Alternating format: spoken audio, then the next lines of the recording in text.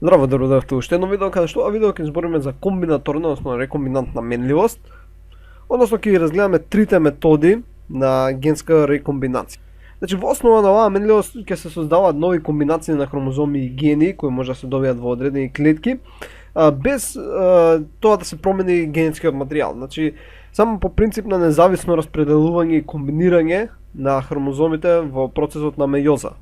И сега ќе изгледаме всушност трите степени, каде што првиот е всушност едноставно само crossing over. Значи за crossing over зборевме и знаете отприлика што е, но едноставно ако направиме консумација, ќе земеме една женска јајцеклетка и ќе земеме машка сперматозоид. И сега ова нека бидат клетки нели пред мејоза, каде што имаат 46 хромозоми, ама ние ќе ги бележиме да имаат, не знам, ќе земеме зелена и жолта боја и нека имаат по 3 хомологни пара, значи еден пар, втор пар и трет пар на хромозоми, исто и кај машкото, 3 пара на хромозоми, иако нели нормално има 23 пара, односно 46 хромозоми. И сега првиот степен на генска рекомбинација е всушност, како што реков, crossing over. Односно, вака ако зумираме тука, да речеме дека овдека имаме некој си ген, и добро, на различни места имаме всушност гени, ама ајде да речеме и тука имаме некој ген и повторно тука имаме некој ген. Не е битно. Сега генска рекомбинација е всушност да се разменат сегменти од исти гени. Сега не мора да биде ген по ген, например овој целиот тука дел ќе се замени со овој тука цел дел. И со тоа што ќе се направи? Например, да речеме на овој хромозом имаш, еве, ќе бележиме 3 различни гени, да земам подебела четка, имаме 3 гени, и вака тука горе ќе ставиме еден, каде што овдека, например, сите се со доминантниот алел, тука доминант алел, овие сите овдека се со рецесивниот алел, значи организмот е хетерозигот за тој. Но да речеме сега дека овој дел, целиот, ќе се замени помеѓу двата хромозома, така што крајниот резултат што ќе биде, всушност, кога ќе се замени, рецесивните алели ќе се наоѓаат тогаш на овој хромозом, така вдека сега ќе имаме рецесивни алели, а на овој хромозом ќе бидат доминантните, без при тоа да се изменат алелите кои се наоѓаат овдека подолу. Бидејќи овдека подолу, евака, исто имаме некои алели. Исто имаме некои алели за дадените гени. Но тие не се измениле се. И сега дојдовме нова комбинација на хромозоми. Да речеме, ако првиот хромозом преска беше 100% се со доминантни алели, овој беше 100% се со рецесивни алели. Сега после crossing over-от, овој левиот хромозом сега е 50% доминантни, 50% рецесивни алели и овој десно сега е 50% доминантни, 50% рецесивни алели. Значи добивме два нови хромозома без при тоа да го променим генетскиот материјал, дека истите се гените. Едноставно како се прераспределени алелите во однос на хромозомите е различно. Значи тоа е, ајде вака ќе ги оставам дека 50-ките нека стојат. Колку за подсетување дека се извршил crossing over, разменување. И сега тој crossing over се случува на сите хромозомски парови и се добиваат огромен број комбинации. Така и ова се случува и кај машките и кај женските. Значи овдека имаме crossing over, така и имаме некои си дадени гени кои размениле, всушност ги размениле алелите, отишле едните на другиот, тие од првиот на вториот отишле и се направила размена. И без промена на генетскиот материјал добивме нови комбинации на хромозоми. Добро, значи тоа е првиот степен. Сега вториот степен, ако ќе облежиме втор степен на комбинаторика, на комбинаторна менливост, е како овие хромозоми сега ќе се прераспределат во новите клетки. Значи нели од оваа, овдека клетка, сега која бележавме, ќе се добијат 4 јајцеклетки, така? Добијат 4 јајцеклетки при мејоза. Сега во однос како ќе се прераспределат хромозомите, ќе се добијат различни комбинации на овие јајцеклетки. Сега наместо да идеме со 4, бидејќи едноставно работиме со полн број хромозоми за да биде поедноставно, ќе направиме дека се добиваат само 2 клетки. Бидејќи добро, тоа у мејоза 1 се добиваат 2 клетки, ама после нели при мејоза 2 добиваме 4, но не е битно. Да речеме дека во првата клетка, односно нема да разгледуваме како клетки, него како можни начини на кои тоа би можело да се случи. Ева да ги земам жолта боја, да земам зелена боја, сега ќе ви стане јасно што сакам да кажам. Да речеме дека едниот начин, бидејќи секогаш, пред да спомнам, треба во секоја клетка да добием, вака ќе поделиме овдека на пола хромозомите, да добие еден хромозом од секој хомологен пар.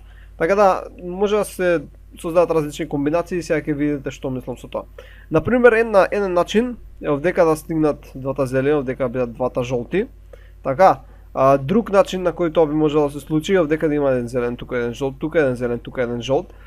И нормално, ако овдека, еве да ги бележам вака со бројки, ајде да зумираме, да ги бележам со бројки, ако ова е првиот жолт, ова е првиот зелен, ова е вториот зелен, ова е вториот жолт, овдека ќе се добие прв зелен, втор зелен, прв жолт, втор жолт, а овдека ако се добие прв зелен, вториот мора да е вториот жолт. И овдека ова ќе е вториот зелен и ова ќе е првиот жолт. Бидејќи мора да има барем еден хромозом од секој хромозомски пар, така. И овие се сите комбинации кои би можеле да ги добиеме, значи 4 можни комбинации, ако разгледуваме на ниво само на 2 хромозомски пара. И сега, например, ако воведеме 23 хромозомски пара, тогаш добиваме огромна комбинација на како тоа може да се прераспределат хромозомите во што ќе се добијат клетките при процесот на мејоза. Значи, повториме. Првиот степен беше crossing over.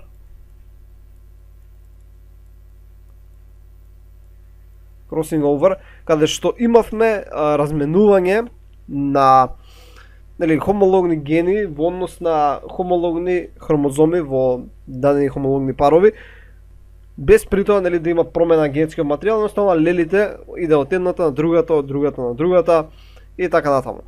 И се добиваат хромозоми кои повторно ги содржат истите гени кои ги содржале, но во различна комбинација на лели. Сега, вториот степен е независно распределување на хомологните родителски хромозоми во создавањето на клетките при мејоза. Значи, како ќе се прераспределат тие хромозоми во однос на мејоза. Сега, како што реков, со два хомологни пара добивме 4 можни комбинации. Усвари, дај да видиме колку ќе се добијат ако имавме 3 хомологни пара и ова ќе го изведеме, не знам, некако логички. Ова само не знам која би било, ама ако најдеме некоја зависност ќе би можеле да изведеме некоја формула. Да речеме ако имавме 3 хомологни пара, да видиме какви можеме комбинација да добиеме и да ги бележиме со броеви, да речеме ова е 1, 2, 3, 1, 2, 3. Значи би можеле да добиеме клетка каде што ќе имавме сите 3 зелени, клетка каде што ќе имавме сите 3 жолти. Можевме да добиеме клетка каде што ќе имавме првиот зелен со вториот и третиот жолт, односно првиот жолт со вториот и третиот зелен. Ева каде ги бележиме со бројки, а не ги заборавиме. Значи ова 1, 2, 3, 1, 2, 3, 1 со 2 со 3, 1 со 2 со 3. Можеме да добиеме првиот и вториот зелен со третиот жолт, односно првиот и вториот жолт со третиот зелен. Значи 1, 2, 3, 1, 2, 3. Видиме друга комбинација, имаме првиот и третиот зелен, вториот жолт, односно првиот и третиот жолт, вториот зелен. Значи 1, 2, 3, 1, 2, 3. И да видам дали има уште некоја комбинација, сега ќе размислам. Најверојатно тоа се комбинациите, значи кога имаме 3, имаме 8 комбинации. Значи кога имавме 2 хомологни пари, имавме 4 комбинации, кога имаме 3 хомологни пари, имаме 8 комбинации. Сигурно има некоја зависност која може да излечам, не планирам да ги правам и другите комбинации. Но добро, тоа е вториот степен на комбинаторна, односно рекомбинантна менливост. И сега третиот степен е најверојатно најлесен за да се разбере. Значи, ајмо овдека да го заградиме, малце дека ова е вториот степен. И дека се ова овдека што го направиме всушност важи и за машкото. Значи исто и тука се добиваат голем број клетки. Значи се добиваат спермални клетки, каде што поради crossing overот секоја има различна комбинација на лили во хромозомите, поради вториот степен на независна распределба на хромозомите се добиваат огромен број клетки. И сега третиот степен е всушност комбинацијата на која спермална клетка со која јајце клетка ќе се поводи. Зашто овде имаме исто голем број на јајцеклетки. Така, имаме голем број на јајцеклетки, додека имаме голем број на спермални клетки. И третиот е всушност фертилизацијата, фузијата на две гамети и формирање на зигот. Кои комбинации? Значи може третава со првата, така, значи тоа е една комбинација. Може третава да иде со третата. Така, тоа е друга комбинација. И сега овдека, како што можете да видите, има огромен број комбинации. Значи, да речеме дека има, сега лупам бројкава, ама да речеме дека има 300.000 спермални клетки, сперматозоидите, дека има 300.000 јајцеклетки, 300.000, 300 как ќе направиме јајцеклетки. Замислете колку комбинации има. Значи, секоја од тие може да иде со секоја друга. Значи, тоа е, не знам, 300.000 по 300.000. И ако земеме во обзир сите претходни, значи вториот степен на комбинаторика и првиот степен на комбинаторика, добиваме огромни бројки, значи огромни бројки на можни комбинации кои може да се добијат. И тие, не знам, сега зависи од кај ќе извадам бројки од интернет, но некаде викаат 3 по 10 на 600. Значи тоа е броеви кои се надвор од нашето сваќање, зашто например бројот на атоми во универзумот е всушност 10 на колку беше 78 или така нешто, 73. Значи тоа е бројот на атоми. А ние кога збориме за бројот на комбинации кои може да се добијат, тоа е неверојатно голем. Значи бројот на различни луѓе кои можеме да добиеме е неверојатно голем. Сега, добро, кога зборам различни луѓе, дури најмалите разлики влегуваат во тоа. Може например да имаш идентични личности, ама да имаат, не знам, различна боја на очи, а се друго да е исто, овој да има зелени очи, а другата личност да има, не знам, сини очи, и се друго да е исто, ќе речеме дека се различни личности. Значи, добро, тотално различни личности е многу помала комбинацијата на начинот кој може да се добие, но ако гледаме и за мали разлики, бројот на луѓе што може да се добијат е енормно голем, значи тоа се несватливо големи броеви. Добро. Тоа беше се за комбинаторна, односно рекомбинантна менливост. Значи првиот степен беше crossing over, каде што имаме размена на алели помеѓу истиот ген, всушност помеѓу хомологните хромозоми.